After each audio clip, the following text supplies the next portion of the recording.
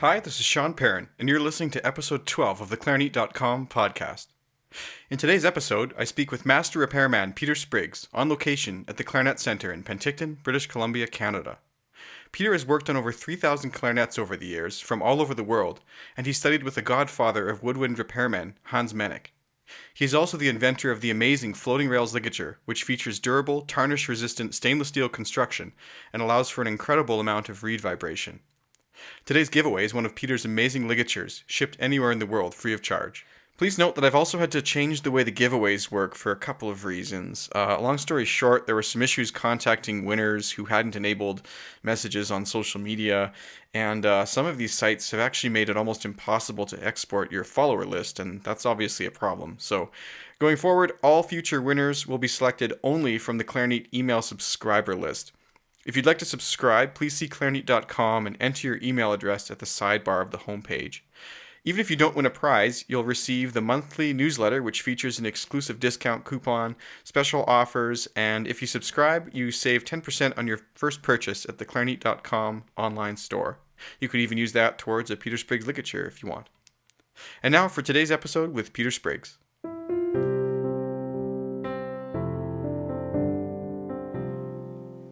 Hi, Peter, and welcome to the clarinet.com podcast. Thanks for taking the time to come on the show today. Happy to be here. Actually, I'm happy to be here because we are actually on location at the Clarinet Center in Penticton, and I want to find out how you did end up in one of the most gorgeous places on earth. What brings you out here?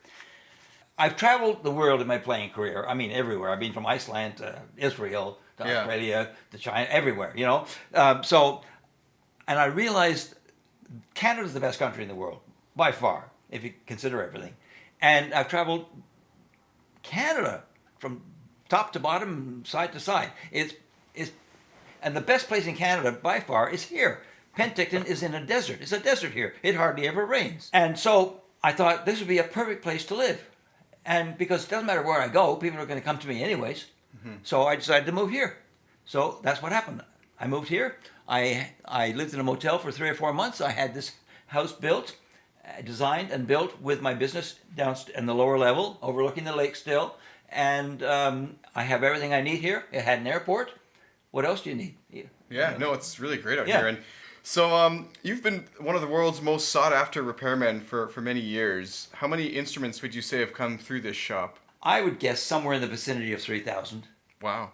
I used to keep track month by month, and there were some months that I'd do like 24 or 25 clarinets. Yeah. And sometimes I was away from it. I was doing almost like one a day. And sometimes someone would fly in here, someone that was, I considered like really important, like Stan McCartney or someone like that, you know. And I'd stay up all night and do his clarinets. Try and finish it up. Yeah. It's crazy. But somewhere around, I'd say 3,000 would be a pretty good figure. Wow, and mine must have been about 5 or 6 of those times coming back and forth. It's funny, I feel like my clarinets have come home, even though they were made in Paris. They've really been kind of born here, I guess. So that's kind of cool, actually. Yeah. You studied with what they call the godfather of woodwind repairmen, Hans Mennick. Could you tell us a story about working with him? Well, first of all, I'll tell you how I got to see him.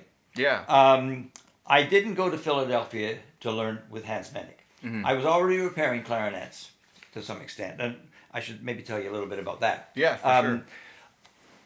I used to teach a lot, and I'd send a clarinet out to the place that I sort of know of as a good place in town to get it fixed, and it'd come back playing worse. And I said to myself, I can do a better job than this, and I know nothing about it. So I got a few tools and a few pieces of corks and pads and stuff like that, and I started doing it. And pretty quickly, I became well known and much in demand. But anyways, I was a player, mostly. So I from all my life, I almost idolized Anthony Gigliotti. I loved his sound. And principal clarinet player with the Philadelphia Orchestra for 45 years. He should be good, you know. So I went down there to take lessons with him, which is in Philadelphia, which is where Hans Mennick is. So I thought, I wonder if I can go and get... So I made an advance order to take my clarinet in to get it overhauled by him. And I did that, and he did it. And I said, do you mind if I watch? He said, no problem. So then we sort of struck a bit of a friendship, him and also his hands. His assistant was named Cass. He was a very nice guy, and he was very helpful too. But with Hans Mennick, I would just sit on a stool. It's kind of a little bit behind to the side so I could see what he's doing, ask him questions as he's going. Why are you doing that? How are you doing that? What are you using for that? And I would also, I was making barrels by that time, and I'd take some of my barrels down. I'd go in the next room and I'd play them and ask, what do you think of this? How should I change it? Whatever. And he actually gave me the measurements and everything. So, wow. So especially for E-flat barrels, I don't know if anyone's got measurements for E-flat barrels except me, but I don't make them anymore. Yeah. Maybe someday, but who knows? I always say someday, but it probably won't happen. But anyways, so I did make notes, and I still got these little notebooks that I had, and with all these questions and things about like what size is the reamer for this and that, Anyway, so that's about him. He's amazing. He's a guy that at that time he must have been. He looked like he was approaching 80, and he was still doing like 12 hours a day. So when was this? This was the early 70s. Oh, okay. And he would take a break every hour. He'd look at the clock. Oh, time for light up his pipe. Yeah. Have that, and when lunchtime comes, he'd have a sandwich or something. He'd put his head on his table. And then wake up an hour later and start working again. Really? Yeah. It's a very like regimented breaks. Yeah, and I one thing that really gave me a lot of respect for him, although I hear about guys like this, but there was a guy there getting his bassoon fixed, and I asked this guy. I said, "Well, you play around Philadelphia?" He said, "No, I'm from Vancouver." Wow. He said, "I'm playing a concert in Miami next week, and I had to get one pad fixed." And his name is George Zuckerman from Vancouver, a bassoon player. And I thought, wow, this guy, for people to fly to get one pad fixed, that's crazy. Saying something, Yeah. That's a very good endorsement. So anyway, then I asked, when I left that time, I kept on going back for lessons with Gigliotti at the same time I go over there. Probably spend more time over there than with the clarinet lesson. And learned a lot, and tips and stuff like that. I used to go to lunch with his assistant, Casimir. I'm not sure. His last name was Lucheski or something like that. But anyways, he would ask me questions. What would you do? How do you stop something from being sluggish in this situation? And he'd make me keep going until I got the right answer. Yeah. So he pushed me a lot. That guy. He was a very good guy. He died early. I don't know how early, but Manic lasted a lot longer than he did. That's for sure. Yeah. That's very interesting. Yeah. Back in the 80s, you wrote a book called What Every Clarinet Player Should Know About Clarinet Care. Could you give kind of a synopsis of this for listeners and sort of why you decided to write it? The most important thing about this book is people should read it.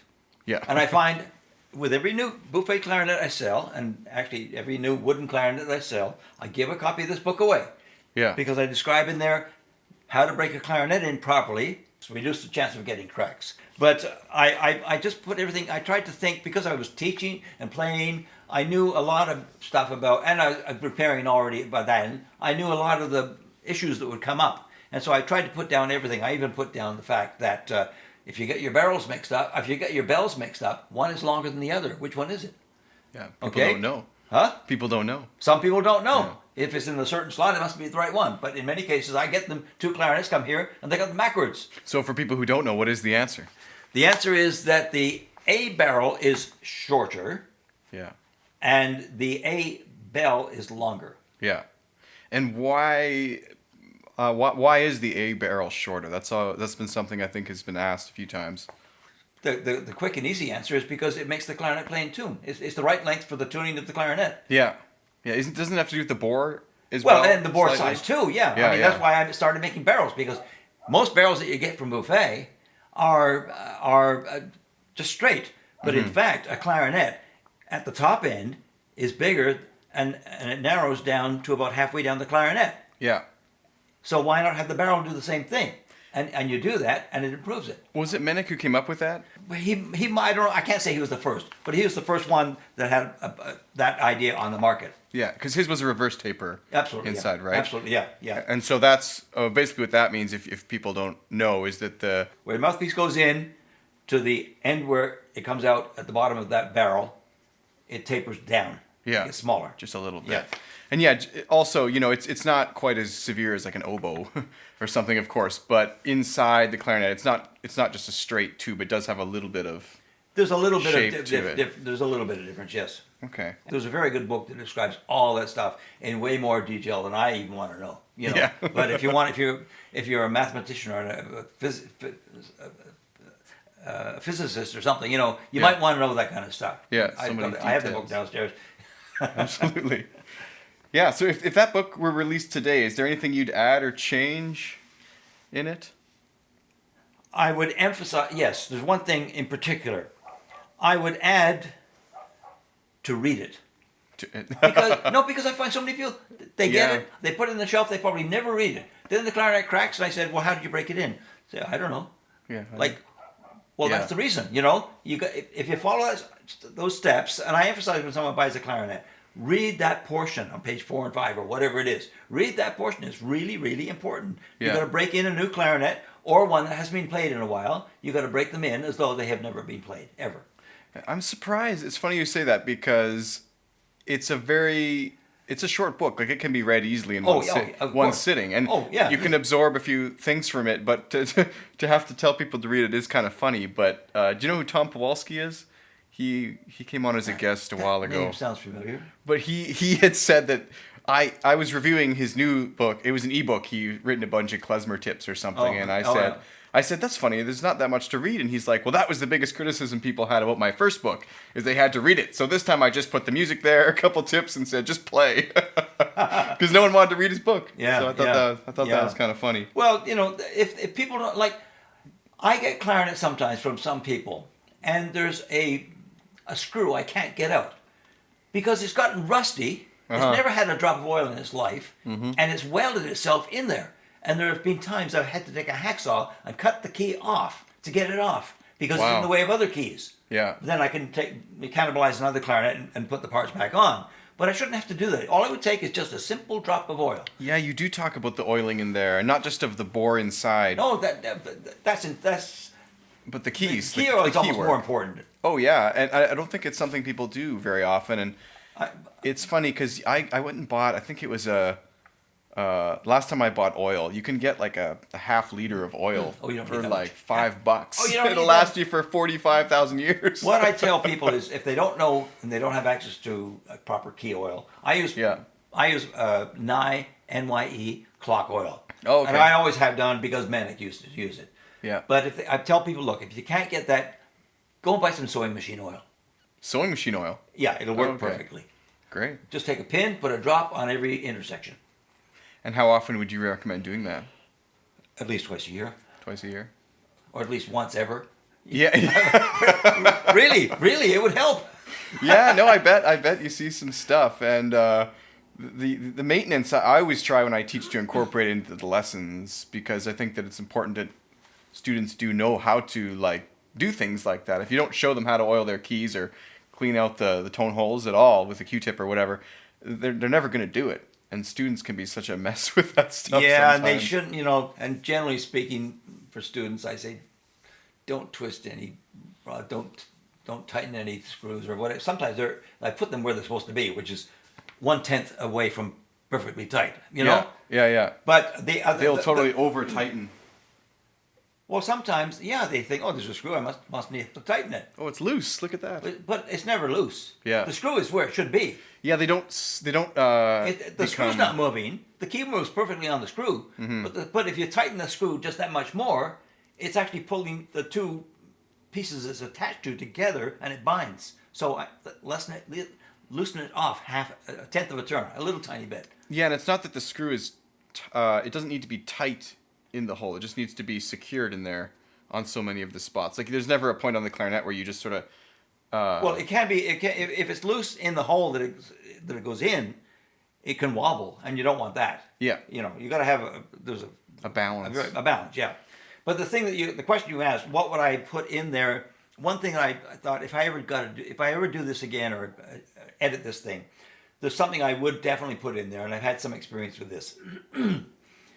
So many clarinets they come here, and there's a reed floated out of the accessory compartment sitting on top of the keys. Someone's reed trimmer sitting on top of the keys. And a lot of junk that's in there is in the part where the clarinet should be. Nothing else should be there. Nothing. Yeah. Because one experience I did have, I overhauled someone's clarinet, I sent it back to them, and they said, oh, they were raving about it. It was great. And then they said all of a sudden, something's wrong. It's not working. They sent it back to me. Their reed trimmer was sitting right over the G-sharp adjustment screw. And of course, when they close the lid, it goes, and crunches it in there. And of course, the clarinet can't play, you know. And so that should be like, when I get a clarinet, it's got a whole bunch of reeds and accessories, stuff like that. I put them in there, and I put in some bubble wrap or some crumpled up newspaper or something, and tell them about it.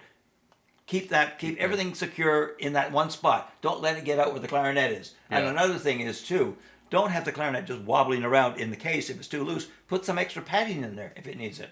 Yeah. And the padding location, I mean, I think a lot of people think that the more the better, but I don't think that the padding should be against the keywork. It should be more... It depends what you use. If you use memory foam, it could be, because memory foam, you take that thick and you go down a leg, you know. Yeah. But it shouldn't be enough to harm the keys, of course. Yeah. Yeah. But it should be enough. Basically, what I do is if I get it to the point where I can almost close the lid and it just got that much more to go, just do that and it's enough. You know it's going to hold it. And something I'll take it and do that. If I can hear shaking, something's wrong. Yeah, definitely. Yeah. So in the book you talk about what to do to prevent cracks, and that's kind of everyone's nightmare with the clarinet is getting a crack. Are there any special tricks you can think of to prevent this beyond being just careful with the heat and cold and humidity, or? Well, that's one way that people can tell if something's not right. Yeah. Is if one of the rings turns on the clarinet, one of the rings on the socket, if it can turn or even falls off, somehow the clarinet has dried out. Yes. And that's wrong. And I explain how to tighten those rings in the book. Yeah. Those rings should always be tight. Otherwise, if it's loose, you may as well not have a ring on there at all. You shove that into something that's tight. What does it do? It cracks the wood. Yeah, it splits. It splits it. Yeah. And that's why so many barrels and clarinets have those rings, is to prevent those transferred pressures from actually popping the wood itself, right? Yeah, they are there to reinforce the wood. You'll see some clarinets that are made that don't appear to have rings. Like there used to be a Buffet R13. The Elite. The Elite. Yeah. It had carbon fiber rings on it. You don't see them, but they're there. I mean, you can see them if you look. Their new model called the Divine has that now too. Yeah, I think there are other ones that have that as well. And but the Elite was really known for it. Yeah. And although I love the Elite, it didn't play as well as I wanted. When the Elites first came into North America, they brought the first set to me. You know, I only know 2 people that play them professionally in an orchestra. And I should say one of them switched to the vintage. Yeah. Recently, the other guy still plays them because he's about to retire. What made the Elites so different? Did they have? I think they had the They're thinner much wood. lighter, much lighter, thinner wall. Yeah, yeah, and then the carbon rings or something in the. This doesn't really affect the sound, but I think they had gold-plated posts or something too, like just a bunch of different stuff. Yeah, they did have gold-plated posts. Yeah, that's right. Yes. So. And silver. Yeah. Yeah. And I don't think the Elite. I can't say this for certain, but I don't think the Elite has the left-hand E-flat lever. Oh no. It might. I can't remember it honestly right now. I don't know why they don't put that on some clarinets, because I think because most people don't want it. Really? Yeah. Oh yeah. When I had Buffet make me a Prestige once, purposely I had to speak to the president of Buffet to get them to change it. Yeah. I got one made for me without it. Really? You find this the extra weight What? bothers you, or? No, I just didn't. It got in the way. I was always afraid I was going to hit it. Okay. And a lot of people, top-notch players, Yeah. just take it off. You can do that too. Yeah, I've heard of that before. Just take it off. It's one screw. Undo the screw and it comes off quite easily. Yeah. So why leave it on there? It's not worth taking a chance to have a big squawk in the middle of some quiet passage. You know, I've never felt that though. I've never felt that on the festival. It's kind of out of the way, I guess. But I've never felt like I'm about to hit it by accident or anything. Well, maybe you've sort of grown up with it. And Yeah, maybe that's I suppose. Why. Maybe that's why. But for me, I don't like it. Yeah. And I don't need it. There's other ways to do it. Yeah, totally. In most cases, agreeably, there are some things that it would come in handy for. Yeah. Well, even I just talked to Raisa Falman, and I think you may know her, but she recently switched to the Reform Bohm system. don't know if you've heard of that, but it has the little sliders on the keys and I stuff know like what that. you mean. Yeah, I saw that. It was pretty cool. they're not sliders; they're called rollers, right? Rollers, yeah, right, rollers. yeah, And it actually made, I tried the end passage of the Debussy, that chromatic thing. It made it really playable, which was kind of interesting. But the thing is, you see, you learn early on when you to use what you got, you know? Yes. And there are many times, like you're always counting in your head, obviously, if you're a good musician, you're always counting in your head and subdividing more, you know. And some places, you've got to make for example, you've got to make a switch with the pinky. You've got to make a switch from the right hand to the left hand. Yeah. So say from a C to a C on the left hand, and then you got to quickly get onto the D sharp. And so if you put a little bit of nose grease on there, you can slide it over. Yeah. And it does. But most clarinets used to have rollers between those two keys, and some of the other ones too. Yeah. The German system, of course, has that. The principal clarinet with the Los Angeles Philharmonic plays. Zukovsky. Yeah, Michelle Zukovsky. Yeah, she plays one where she's still got to wind the string on to put a reed on. Yes, yeah. She plays the German system. Yeah, exactly. Yeah. Yeah. But I don't really know about the embouchure portion of it. Yeah, no, I was surprised to hear that it's supposed to be more. The lip is more kind of bunched. Yeah. To do it or something like that. Speaking of Los Angeles, I'm going to throw in a little thing here. Okay. Yep. You heard of the movie The Terminal with Tom Hanks? Was that back in the 90s? Yeah, about then, maybe. Yeah. Anyways, the guy that I wish I could remember his name. Probably one of the most famous directors ever. And still, he did big jobs like Star Wars, but it wasn't him. I don't think it might have been E.T. George Lucas? No, he might have done E.T. Anyway, Spielberg. Spielberg. Yes. He loved clarinet playing. Oh, and yes. there was a clarinet player in Los Angeles area that was absolutely incredible. And he insisted they weren't going to do it. They didn't want to do it. But during the credits of that movie, there's her playing, and she's absolutely incredible. She's died of cancer soon after that. Who did? This girl playing. I can't remember the one her you're name. talking about. But okay. I've actually got the movie downstairs on a CD, on a DVD. And I bought it just so I could listen to that. It was called Terminal? The movie's called The Terminal, yeah. Okay, I'll have to check that out. I'm not sure. But I'll let it to you if you want. You can take it. Yeah. But it's a good movie too. But that clarinet playing at the end is absolutely. I heard that. I thought, whoa! And I read up on it. That's how I learned. I heard that about the guy insisting, and for that guy, anything he asks for, he's going to get. Yeah, totally. Because he. But she was incredible. Yeah. Anyways, where are we? Oh yeah, you were asking me about cracks. Well, basically, if the clarinet feels cold to your hands, it's too cold. Yeah. But mind you, your hands are going to be room temperature already. Yes.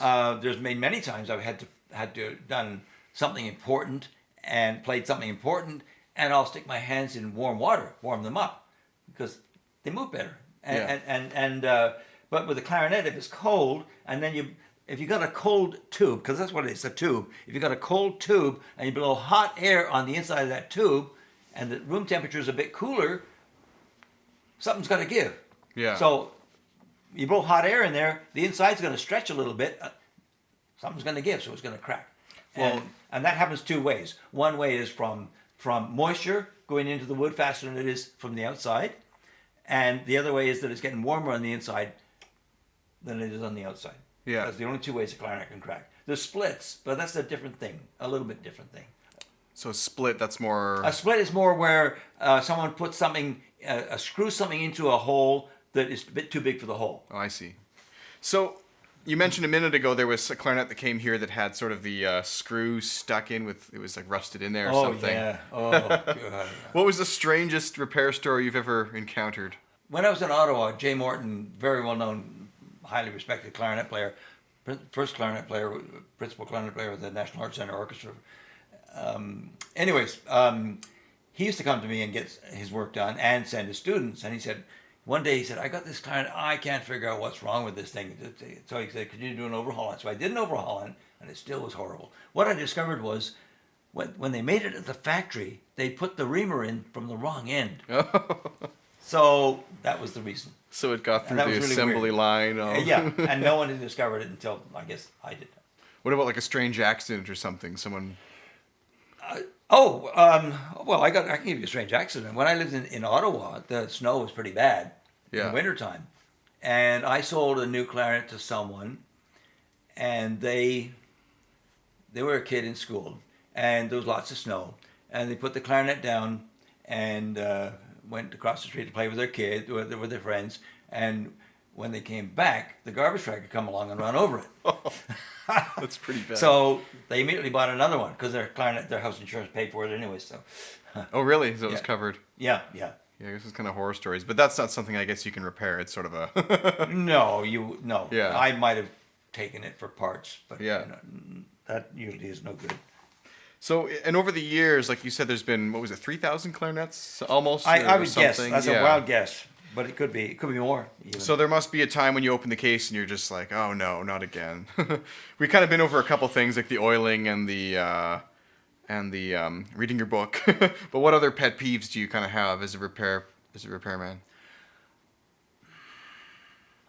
Every single one of them is different, and I can't treat them all as a routine way. I have a routine way of doing each one, but one thing that I do make sure is that I don't go to step 2 until step 1 is perfect. Mm-hmm. And same with step 18 before step 19.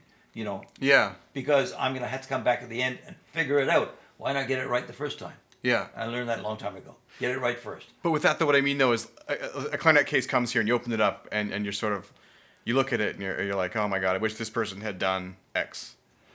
Like, I wish they'd oiled Well, the...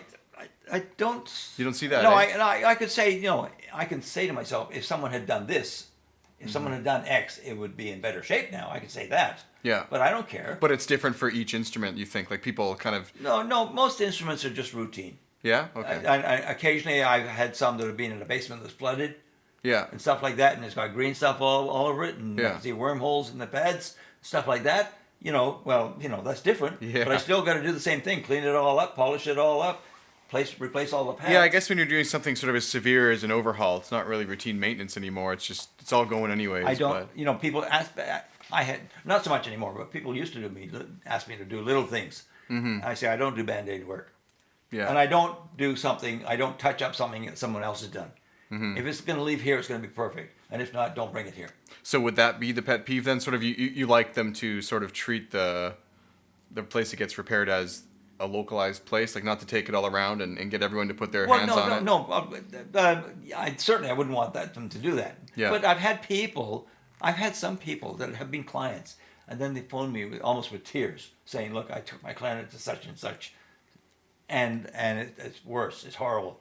Yeah. And I said, oh, did you pay for that? I said, yeah, we paid like $600 or something. At that time, I was charging $400 probably. And so they bought it and quite happily paid the other $400 to get me to totally do it over again. Because a lot of music stores that parents or people new to clarinet or friends of clarinets or even the clarinet player themselves, a young person, they will believe everything that someone in a music store tells them. Because they think, but sometimes they're telling them something to get them to make a sale or to make the right sale, And then a lot of repairmen, some repairmen repair everything. Most repairmen probably actually repair everything, whereas some repairmen specialize on just the woodwinds. I specialize just on clarinets, and I play it. I don't think you should repair something if you don't play it. Yes. Yeah. Because how can you tell if it's right? Yeah, you can't really check your work. Yeah. Yeah. Totally. So to have the clarinet sent out here then, just so people know, like for me, what I do is I put it on a bus and send it out to Penticton. You do the work, we send it back. But it's usually every couple of years for an overhaul. Is that kind of the average? People seem to like break into the keywork? It depends. I've had people get it done every 6 months. Really? I've had people. There's a guy I know in Calgary that I didn't hear from him in like 8 years. Yeah. I thought, oh gosh, well, okay, so he's going somewhere else, Then one day the phone rings. It's him. He says, "Can you overhaul my clarinet?"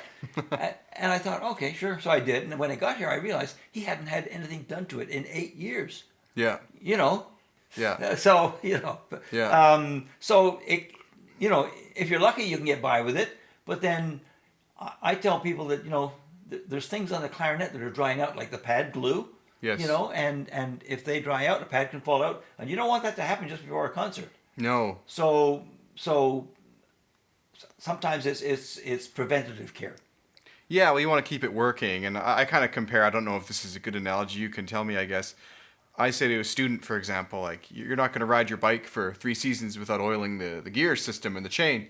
Why would you do that to your clarinet? It's metal grinding metal. It's Exactly. not, Same you with know. the car too. Yeah, the car needs an oil change. Yeah. That's not the best analogy for kids, but Well, you can use the gasoline analogy for them, yeah. Yeah, it's out of gas. That's why it stopped, because you didn't put gas in. Yeah, You know? totally. So there's been a lot of your ligature has gotten a lot of attention. You invented that was it in the 80s, late 80s? I did that ligature about 2 years before I came out here. And well, I was already making barrels, and they were already very popular. And I decided, okay, what else could I improve on the clarinet? And so I thought, well, the ligature, because I know what I want. I want something where not much of anything touches anything, but everything is held firmly on there. And I wanted something to touch down on 4 points on the reed, 2 up here, 2 at the top, 2 on the bottom, and tighten 1 screw, not 2 screws. But give equal pressure on those 4 points, no matter if the bark's all warped or if it's perfect or whatever. And so I thought a ball and socket joint, that'll do it. Put a ball and socket joint on this, right? Put a ball and socket joint on there, and it worked great. Trouble is, it was so bulky it hit your chin. Oh. So then I found another way of accomplishing the same thing. Yeah. But what I set out to do was I set out to make the best possible ligature with no consideration of how much it would cost. Like, if I thought I could sell them for $30 and they were like 95% as good as what I got now, I wouldn't have done it. Mm-hmm. Like, I made a ligature pretty sure I feel, and a lot of people feel, can't be improved upon. Mm-hmm. And that's what I did. It took me about 2 years to do this. I sent out samples to many different players, respected players, and I got pretty well rave reviews back from everyone. And so I just proceeded with it and started selling them, and that's it. So they were designed in Canada. They're still built in Canada, right? You get them manufactured. There's a guy in Toronto who's fabulous. He builds them out there. Makes them for me, yeah. And he does other things too. He makes bassoon parts for bassoon makers and other parts. He makes things for trumpet players. He's a clarinet player, a professional level clarinet player, a student of Stan McCartney, but he's also a fabulous machinist. Yeah. And so the materials then for the ligature, you're using what's the metal? What type of metal is it? Stainless steel. Stainless steel. And so many ligatures are made with copper. Was there a reason you went with stainless steel instead of another metal? Just for I wouldn't make it out of copper, that's for sure. Don't they make a lot of them out of copper plated with something? I doubt it. No, well, if okay. they do, they'd be very weak. Yeah, no, I'm not sure. I think I've seen some. What is the standard material then? Is it nickel? They're plating it? Nickel plated mostly. What do they make them out of though? Because stainless steel, I don't think they use stainless steel. Probably not. No. No, I think it's maybe the only one that uses that. Yeah, the stainless steel on some parts and piano type wire to hold the thing together, and Delrin rod, to hold on the rods that touch the actual mouthpiece, the actual mouthpiece. Yeah. Delrin, that's what's Delrin? It's like a Teflon type. It's like a Teflon. Okay. Yeah. Because so for those who don't know, the ligature, well, you can see it on the website. I'll post a picture. But what makes it so cool is there's very little contact points, and then there's this thing which you call the floating rail. 2 floating rails. 2 rails. They're actually an arch like this, so that it'll if it's got pressure on it, it's going to push down so it settles right on where it's going to touch down with equal pressure on both ends of the reed. Yeah. And there's one here and there's one here, side by side. So it's touching down on 4 points on the reed. And what's interesting about that is you can make the ligature as perfect as you want. You can make the part of the reed that's actually worked on as perfect as you want, but the outside is always got imperfections. So this sort of accommodates that and lets you put the... Yeah, because, the more vibration you got going, the better. Yeah. And most people think,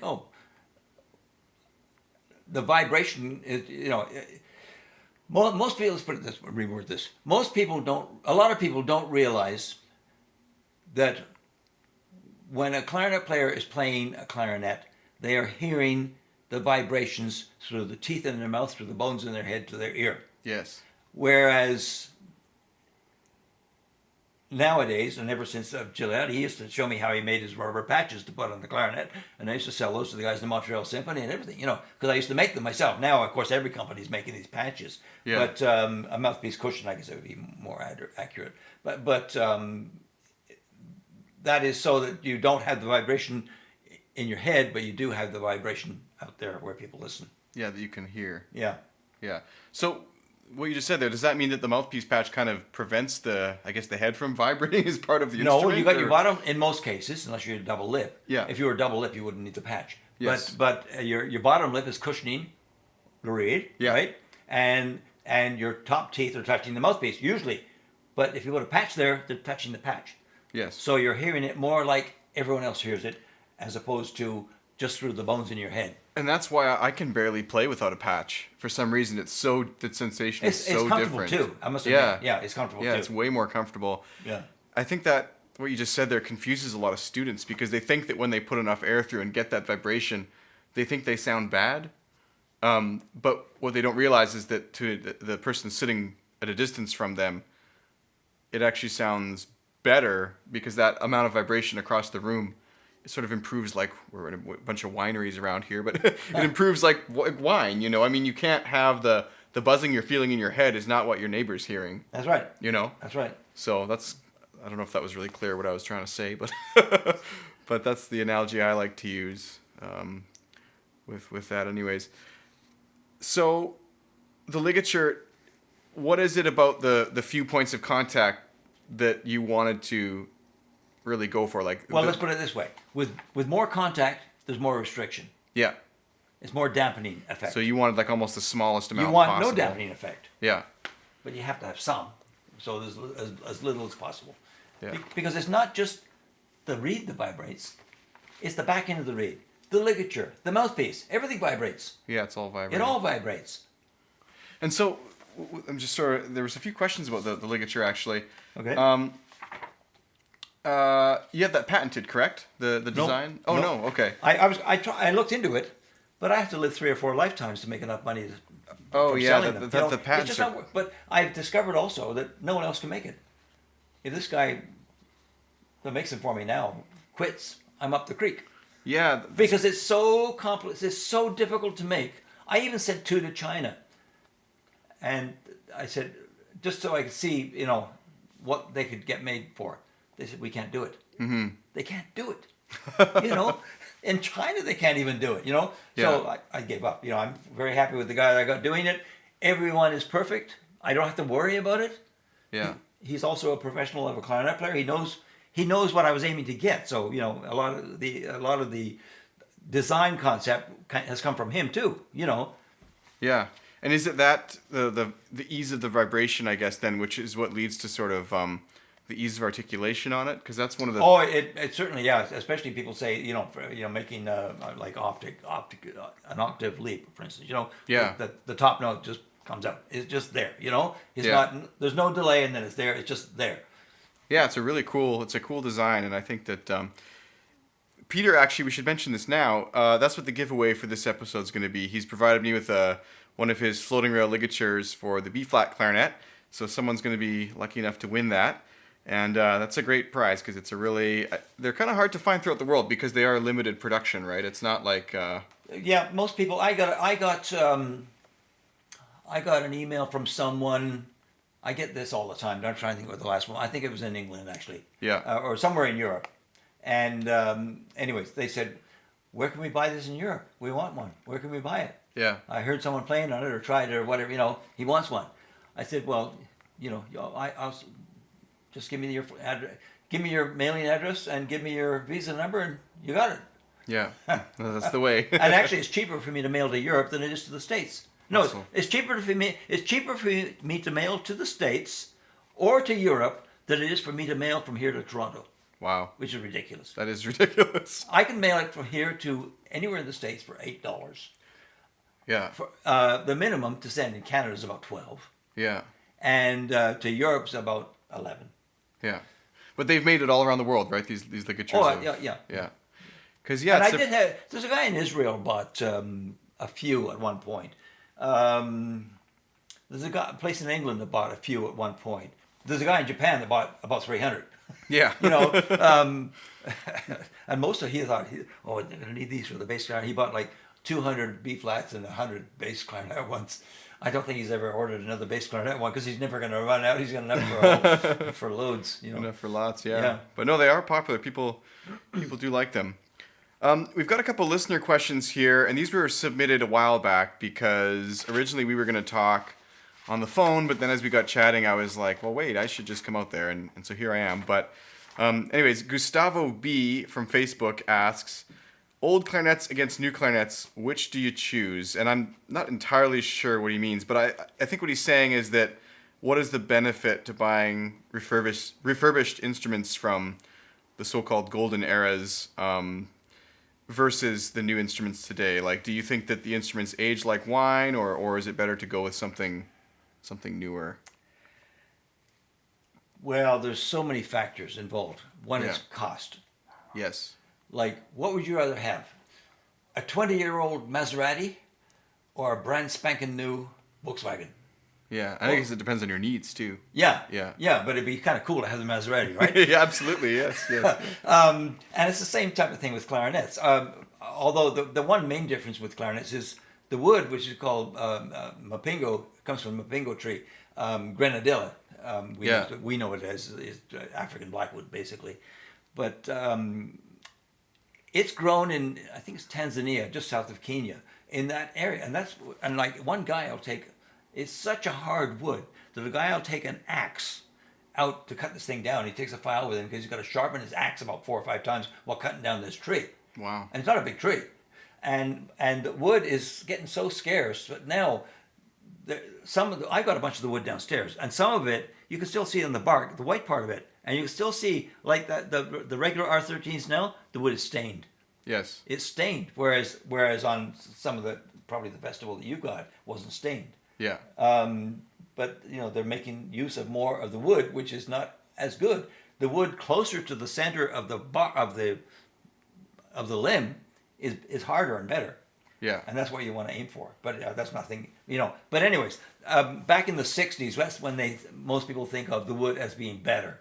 Yeah. And that's one reason I've been getting these Yvette Schaefers, which are basically like an R13, and bringing them back to life, making them actually better than they ever were, and selling them, because I can sell them for a third of the price of the R13, but to most people, it's just as good. Yeah, and I guess it would depend how much use they've had too, because is it true that the wood deteriorates the more you play it as the moisture gets in there, or not really? I don't. Because some people use this term blown out. I know, and that's a term that's kind of. I've never know what that means. I don't even know if the people who use it know what it means. It means that they think it has lost the center of the sound. Yes. It has lost the ability to project. But physically, what does it mean? What would that mean physically?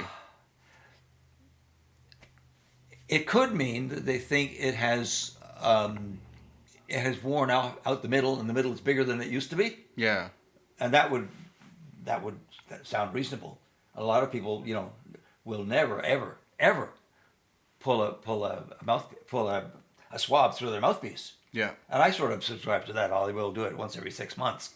Yeah. But it'll wear it out enough to make it change. Well, that's what scares me. I don't know if you've seen those. Well, you probably have, but those really cheap swabs with the metal ends. Do you mean? Oh, those are horrible. They've got these things. They've got these things. They call them pad savers.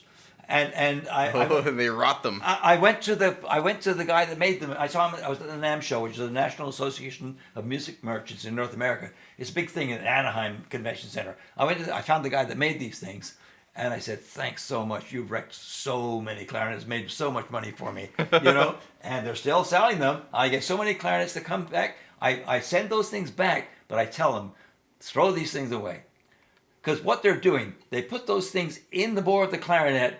It soaks up the moisture that's in the bore there, and it leaves it there. So it's still really there. doing damage to the bore, you know? Yeah, So they're horrible things. Do they work for plastic clarinets though, or those just don't? No, plastic clarinets don't change. But so you could use those pad saver things in a plastic without. Well, theoretically, you never need to do anything to a plastic clarinet. Yeah, I guess. Except maybe see how long it'll burn if you light it. Yeah, not long. Plastic won't do that. What do you think of materials for instruments? Like I've seen metal, plastic. Some companies are using hard rubber now. Different woods. Yeah, I had some clarinets made once with my name on it, and they were made of hard rubber. And I came across one a while ago. I wasn't fussy about them. Yeah. They didn't do what I would agree that if they're made to the specifications I gave, they would have been right. Exactly. But they weren't. Yeah. And maybe they're made out of hard rubber because it's easily accessible over there. I don't know. But I've seen clarinets. Buffet used to make the B12, the student model clarinet, in clear plastic. You can see your lunch going through it. Yeah, I saw that. Yeah, they used to. And I've seen them on auction sites still. Once in a while I see them. I think there may be a company in China that's making them like that now too. There is, yeah. Oh. Because I looked, those clear ones are very rare. I think they only made 1,000 or something. And I think they did sort of a golden keywork on them too or something. There's some famous jazz player who uses one almost exclusively. I can't remember who right now, but they pop up every once in a while on eBay. I think they go for over $1,000. Could be because they're unique, you know. But they're very unique. They're still a B12. You know? It's like you put a lipstick on a pig, but it's still a pig, right? yeah. But it's the same concept exactly. I just have wondered. I mean, it's neat. I would like to have a clarinet that has totally got gold keys. And in fact, I overhauled a clarinet for someone once that somehow he got it. It was a Buffet R13. It was all gold keys. Yeah. And it was really neat. But he got it from someone special. I don't know how he got it, but he did. And I guess they have made them. And you can request that from Buffet. You can pay a lot extra. Oh, can you? Oh, yes. You can get them with maybe the gold keys or gold posts or both. Do you think the material of the keywork really affects, obviously not the sound, but I mean, I do find I prefer the feel of silver over nickel. And for me, the nickel always corrodes much quicker. I must have acidic fingers or something. Well, it could be. There are some people I've seen. There was a clarinet player in Ottawa, played in the symphony, and he's the only one I've ever seen that is actually worn right through the rings. They've disappeared. The rings have disappeared almost. Like the actual metal. The actual ring is now like that. It's broken apart because it's worn right through. So the metal was physically wearing away. Absolutely. Wow. Oh yeah, so thin, so incredibly thin. Yeah. Wow. But that is a personal preference thing. I think I prefer the nickel. Really? Because I can take either one, but I feel it's a bit more slippery. Yeah, and that's exactly what I don't like about it. And that's what I do like about it. So it's all personal preference. That's what's so important. I think people miss that. And so the next question here, I'm not sure if you would have tried these or heard of these, but what do you think of roux pads for the clarinet? Can I laugh on this thing? Is that something you've heard of? I don't know. No, I've never heard of them, but I can imagine. Kangaroo pads, I imagine. Yeah, I was thinking probably kangaroo skin or something. It can't be. Let's face it, it's leather.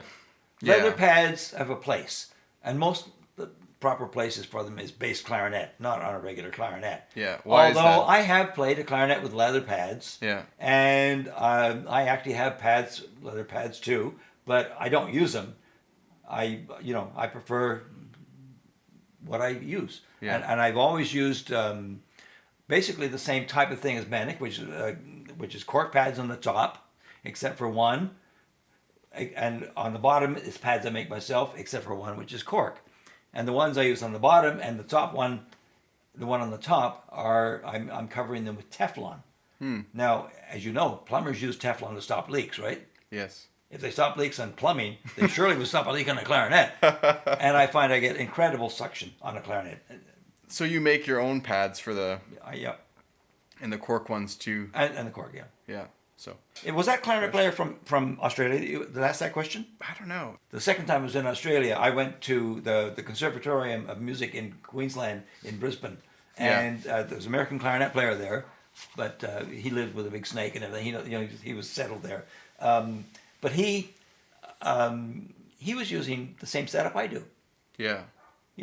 I mean, if root pads were better, he would have been using them. Yeah. Just like those, I forget. I used to have some of those Australian reeds too at one point, and I don't know those. It's a gimmicky thing. It's Australia. It's got to be better because it's far away. It's like a lot of people think, "Wow, if I go from here to Halifax to take a clarinet lesson, I'm gonna learn so much," but not necessarily. The guy that's next door to you might be better. Yeah. But a lot of people think you go far away, you're going to get better. It's not necessarily the case. It Yeah, is sometimes the case. What's interesting too is that in those places that are far away, sometimes they're looking to where you are for. Exactly. The grass is always greener, right? Exactly. Yeah. But then, to expand on that a little bit, I agree with going to the best player that you could possibly find. Yeah. If someone lives in, say, oh gosh, how can I relate this to you? If someone lives in Canmore, for instance, Yeah. If someone lives in Canmore and they're taking clarinet lessons from someone that might play saxophone and teach clarinet and teach flute and teach drums and teach a whole bunch of different things, better than taking a lesson there every week, they're better off to go to Calgary once a month and take lessons with someone that's actually using the instrument to make money. They're making their living off the clarinet because they play it so well and know how to teach it too.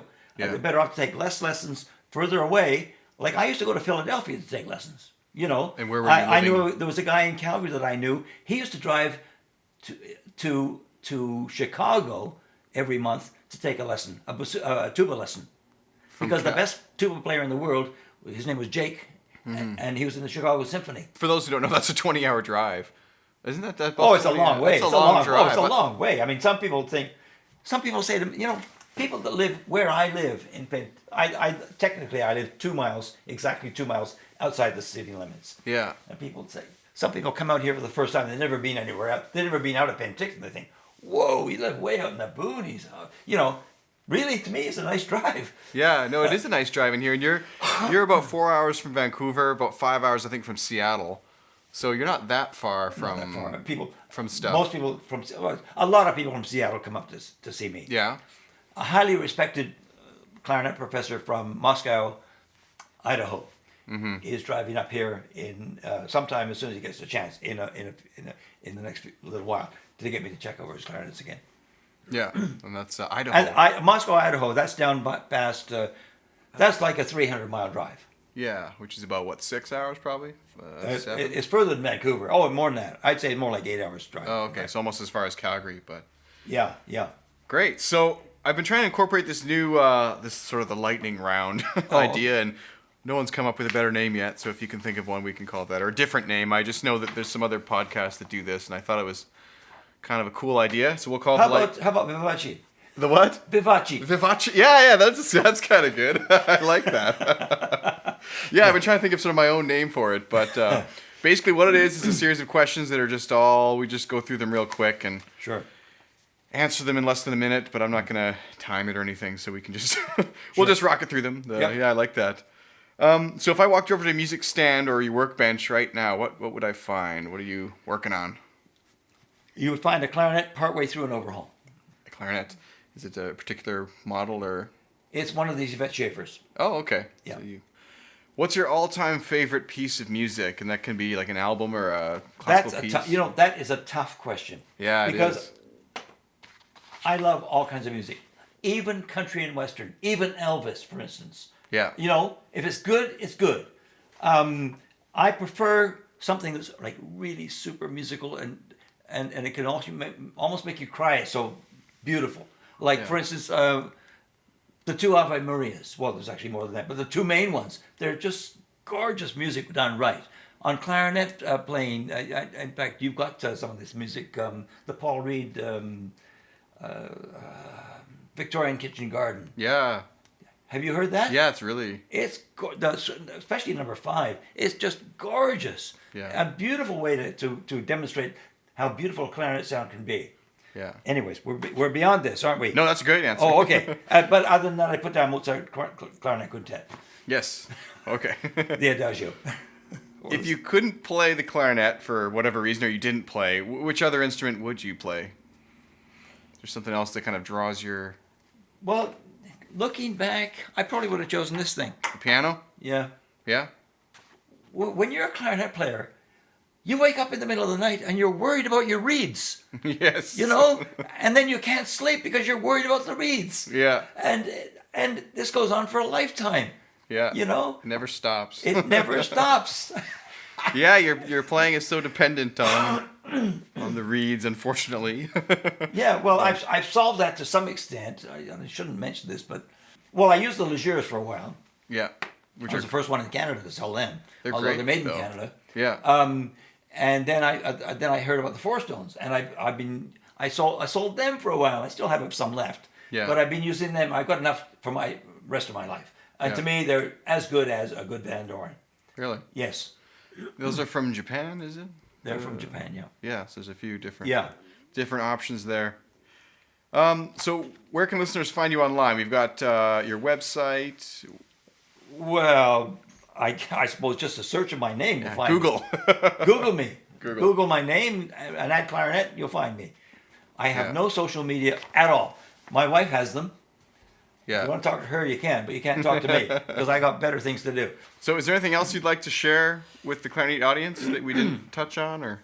Well, something I basically said a few minutes ago, and that was you're better have to have a great teacher further away than a not so good teacher close by. Because someone that's got a not so good teacher, I explained this all to I got a clarinet on its way here right now from Walla Walla, Washington, and the guy has got it. It's a great clarinet. It's an R13. He's got it for his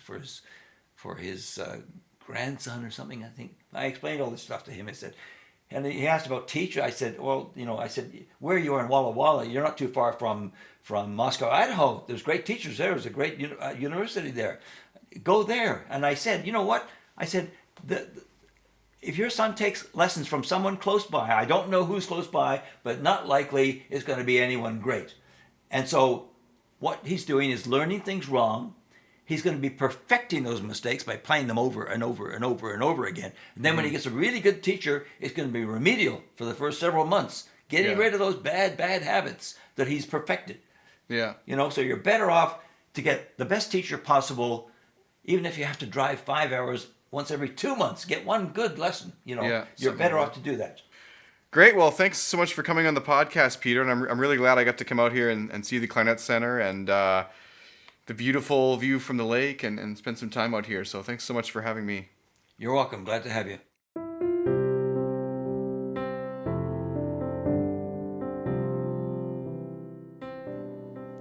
I hope that you enjoyed today's episode of the Clarinet Podcast.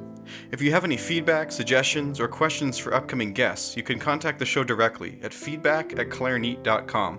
That's feedback@clarinet.com. If you're interested in winning any items mentioned on this show or upcoming episodes, please subscribe to the Clarinet email list. Even if you don't win, you'll receive the monthly Clarinet newsletter, which includes an exclusive discount coupon, special offers, and more. And as a thank you for subscribing, you'll even receive 10% off your first purchase today. To subscribe, please see clarinet.com and enter your email address on the sidebar of the homepage. Thanks so much for listening, and I'll see you next week.